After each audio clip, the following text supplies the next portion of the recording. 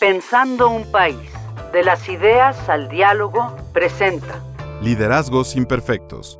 Hoy, #Democracia sin contenido. ¿Estamos frente a un Estado fallido que utiliza la comunicación gubernamental como un distractor? ¿O ante una narrativa polarizante que oscurece un gobierno más robusto? En términos de la vida cotidiana, ¿tiene más impacto la comunicación que la ejecución? La estadística nos guía y nos importa mucho. Por lo mismo, no faltan intentos históricos de acomodarla.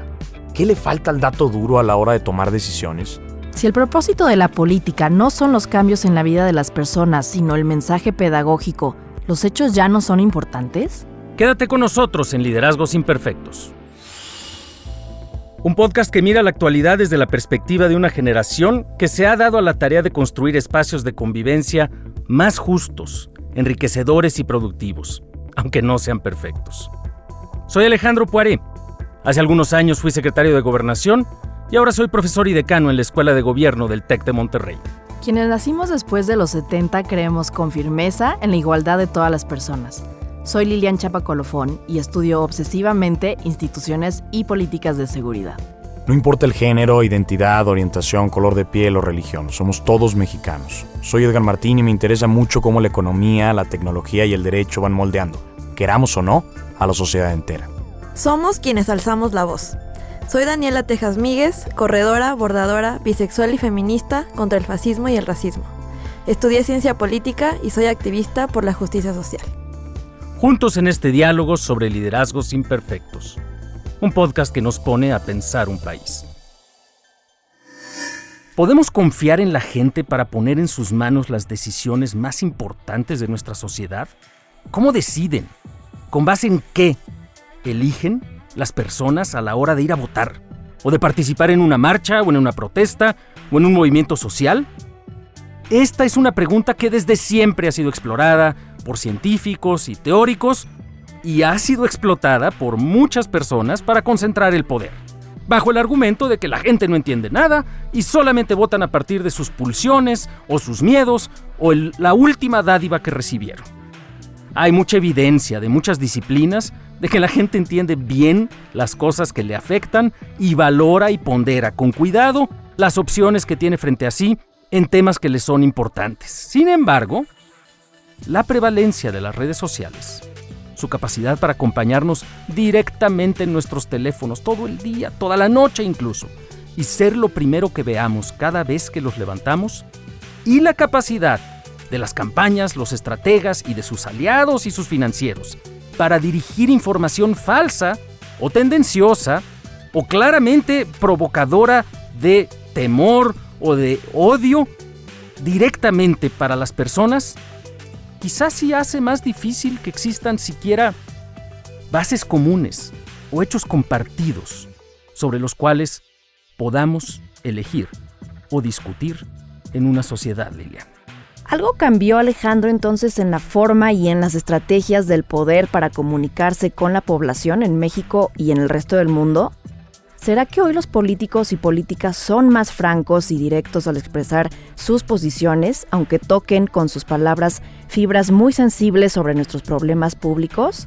Quizá están desafiando los liderazgos políticos y sociales las explicaciones antes dadas por ciertas sobre lo que nos afecta a toda la población, o tal vez estamos ante formas más descaradas de manipulación de las cifras por parte de quienes nos gobiernan, con el objetivo de aparentar tener la verdad y no reconocer ni un solo error.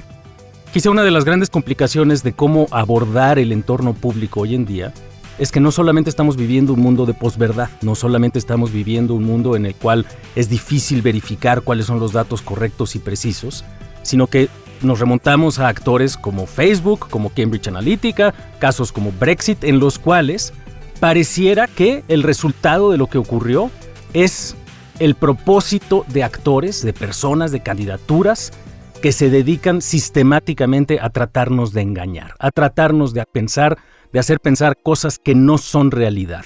Y la gran pregunta es si en un mundo de esta naturaleza, en donde el engaño sistemático es una estrategia de movilización constante, hay espacio para construir un debate productivo y constructivo. Sí, en este sentido, una de las cosas que han cambiado definitivamente de la comunicación política es que en el nuevo arco de a quién va dirigida la comunicación, pareciera que en los últimos 30 años bastaba para influenciar la opinión pública el acercarse a unas pocas televisoras, a unos pocos organismos internacionales, a unas cuantas universidades que formaran la opinión pública de la sociedad.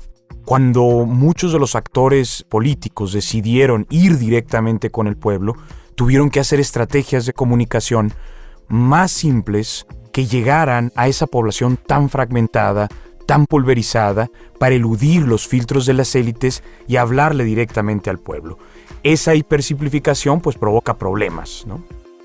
Creo que aquí yo distinguiría que Alejandro está hablando un poco en términos más globales y lo que acabas de decir tú, Edgar, si no me equivoco, se aterriza un poco mejor del caso mexicano, de cuál es la comunicación y la estrategia de comunicación en el gobierno, en la administración federal actual.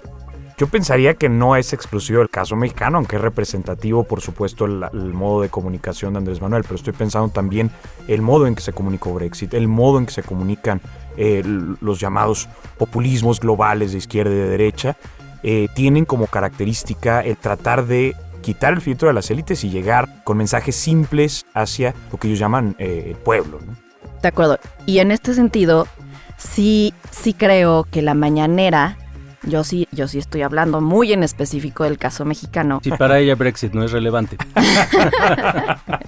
No, pero sí quiero ahondar mucho más en la mañanera, que es en sí una estrategia de comunicación política apalancada además por las redes sociales, sí. Cosa que también, no creo que no entenderíamos el éxito de la mañanera y de los mensajes y su éxito en colocarse en las primeras planas y en medios día y noche, en los noticieros de todos los horarios, por cómo se le replica en las redes sociales y creo que incluso más que que la materialización de las acciones de gobierno para la 4T, estaríamos hablando de que se materializa mucho más en el discurso de la mañanera que en obras y en cambios de política pública tangibles. Sí, y creo que en parte por eso también se hacen vulnerables a la crítica, que creo que es correcta, de que hay un montón de cosas que se dice en la mañanera y que se decía también en los discursos de los candidatos frente a Brexit, y en los discursos de Donald Trump y en los discursos de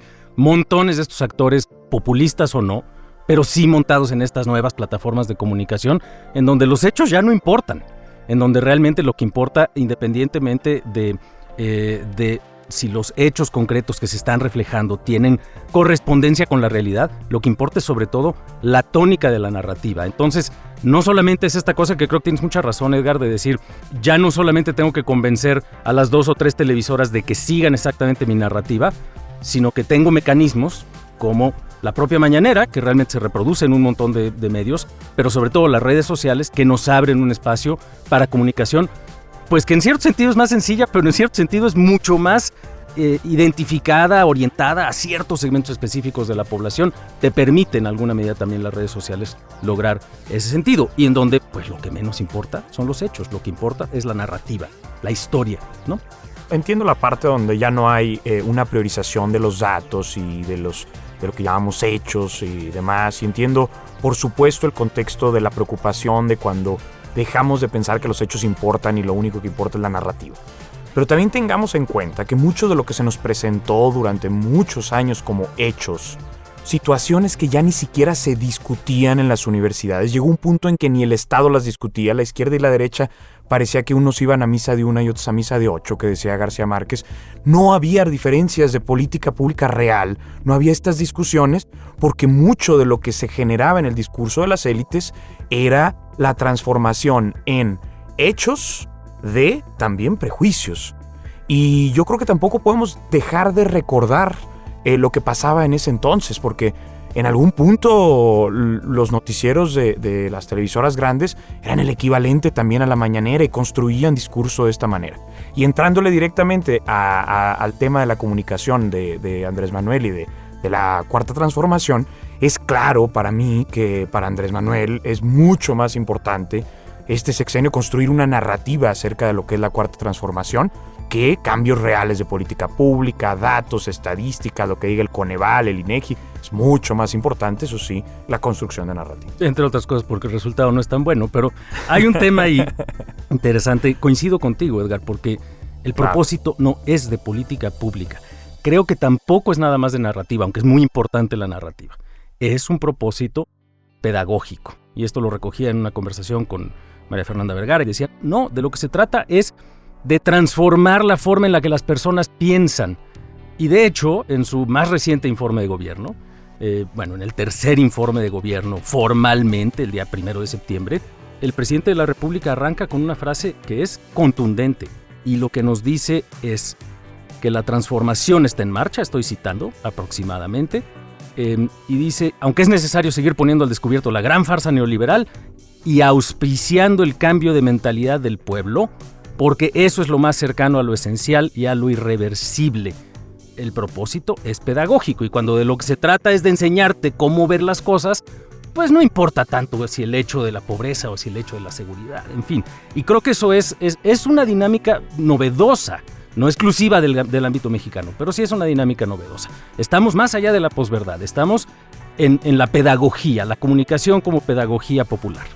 Exactamente, y creo que para mí, Alejandro, el problema de que todo se quede en este nivel del mensaje es que llegamos a un nivel de hipersimplificación de los problemas públicos que nos aleja de la discusión que urge en términos, por ejemplo, de algo tan importante para el movimiento del presidente, que es la reducción de la pobreza, la reducción de la desigualdad.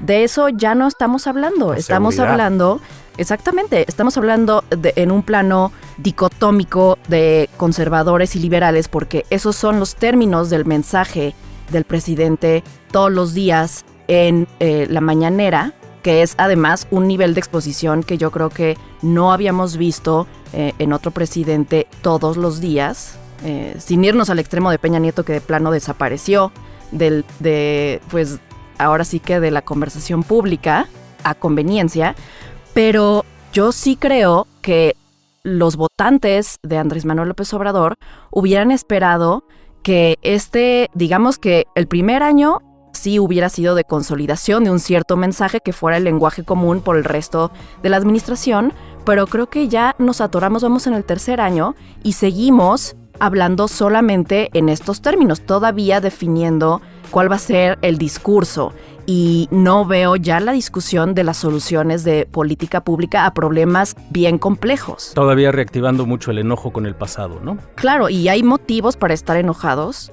claro que los hay, pero creo que sí llega el momento de trasladarnos al ámbito de cuáles son las soluciones. Bueno, la peor versión de Andrés Manuel, es cierto, es cuando empieza a dividir al mundo entre leales y degenerados, entre neoliberales y lo demás, cuando empieza a simplificar todo con conservadores, pero tiene también otros momentos brillantes discursivos en que la simplificación con la que ha dado ciertos mensajes entienden muy bien su política pública, ¿no?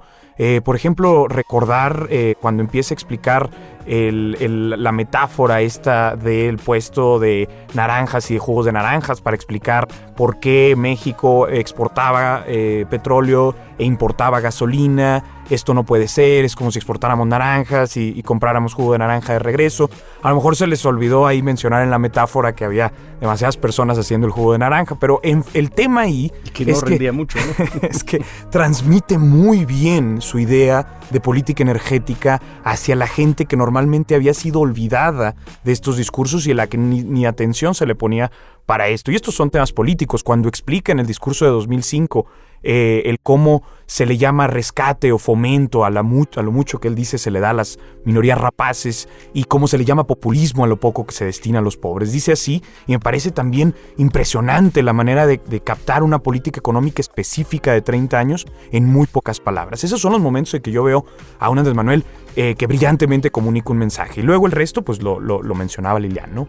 Sí, creo que hay un talento discursivo y una lógica narrativa ineludible de la administración actual y de hecho, pues de los líderes que ponemos al final del día como ejemplo de promotores de la posverdad, en parte los planteamos así porque han sido capaces de darle la vuelta a ciertos formatos o mecanismos de comunicación tradicionales, pero también de hacer una insistencia en que parte de esa narrativa sea completamente ajena a los hechos. Y creo que sí hay una pregunta de si es solamente por la naturaleza de las redes sociales o si tiene también que ver con el hecho de que están apuntando a una cierta forma de construir una realidad entre el electorado. Y hay una pregunta de si eso es perdurable. Es decir, esta lógica de la posverdad parte de la idea, parte de la noción de que es posible construir una narrativa que sea adoptada por el público de una manera, creo, poco crítica o relativamente ajena a la realidad. Y la pregunta también es, ¿cuáles son los medios y cuál es el público? Claro, es que yo sí creo que los mecanismos de comunicación actual y las plataformas sí condicionan la potencia de esos mensajes y sí condicionan incluso la forma en la que esos mensajes se diseñan, ¿no? Y también creo que hay que darle el reconocimiento que se merecen y que ya lo tienen las redes sociales en términos del intermediario. Hoy, y lo sabe muy bien el gobierno en cualquier país del mundo, antes los medios de comunicación elegían quién interpelaba a los mensajes de gobierno y quién cuestionaba, armando ellos las mesas de opinión. Hoy las redes sociales te permiten que mucha más gente pues tenga una crítica y un protagonismo que nunca pudo haberse imaginado en un esquema de medios sin las redes sociales. No estaríamos acá, digamos. Exactamente. Hoy cualquier persona que tenga, digamos, un talento para enviar mensajes cortos, puntillosos, agudos, puede hacer enojar al vocero de la Presidencia de la República por una gran crítica a la que jamás nadie hubiera accedido si no fuera por lo que permiten redes sociales, ¿no? Con lo bueno y con lo malo, porque también los mensajes de odio están a todo lo que dan. Sí, ahí está el diseño de la plataforma moldeando el mensaje. También si es una plataforma que en muy pocos caracteres, en aforismos, en frases muy cortas, hipersimplificadas también, es capaz de llegar a esas potencias, luego así se diseñan los mensajes y luego así vamos perdiendo la capacidad de generar discusiones y de generar opinión pública deliberada, pensada y bien discutida. Uno de los éxitos políticos de los estrategas de la posverdad no fue solamente el inventar una realidad atractiva. Exacto. Fue la capacidad de comunicarse con públicos que no necesariamente estaban siendo parte de la discusión y que nos recuerdan una advertencia antielitista, creo yo. Y es la advertencia de pensar que las narrativas pueden superar la perspectiva política de las personas, que pueden construir una sensación más allá de lo que la gente está viviendo y que se nos olvida que la gente entiende más de política de lo que a veces esperamos. Y lo que ocurre con los fenómenos de posverdad es esta capacidad de tratar de potenciar una sensación que en alguna medida está en la población y que probablemente no ha tenido un espacio en el ámbito público. Estamos ante una invitación sin reserva para asumir la complejidad, para que la generación sobre la que las redes sociales han construido una dimensión económica, política y social extraordinaria, sea también la generación que reconozca que habrá sobre estas redes sociales, como lo ha sabido siempre, intentos cada vez más sofisticados por engañarnos selectivamente, por ocultarnos ciertas realidades, por vendernos una complacencia o peor aún, un rechazo contra quienes suponemos distintos a nosotros. La solución no está en las simplificaciones de quienes supuestamente saben, sino en reconocer que al mismo tiempo que existen estos intentos distópicos por construir realidades sin sustento, estas mismas redes nos abren oportunidades que quizá nunca habíamos tenido para compartir información y perspectivas, como jamás antes habían existido. Liderazgos Imperfectos, este podcast, y la comunidad que nos sigue, es testimonio esperanzador de ello. En el próximo episodio abordamos desde esta complejidad que asumimos, un tema que para todos en este país, e incluso en todo el hemisferio, es doloroso y muchas veces desesperante: la ausencia de seguridad, la prevalencia del miedo a ser violentados en nuestras sociedades. Gracias por acompañarnos en Liderazgos Imperfectos. Escucha este podcast en Spotify o en tu plataforma de audio favorita. Síguenos para que no te pierdas ninguno de nuestros episodios. Escuchar y compartir liderazgos imperfectos es una forma de hacer política. Este es un podcast de la colección Pensando un País, producido por Hook Audio.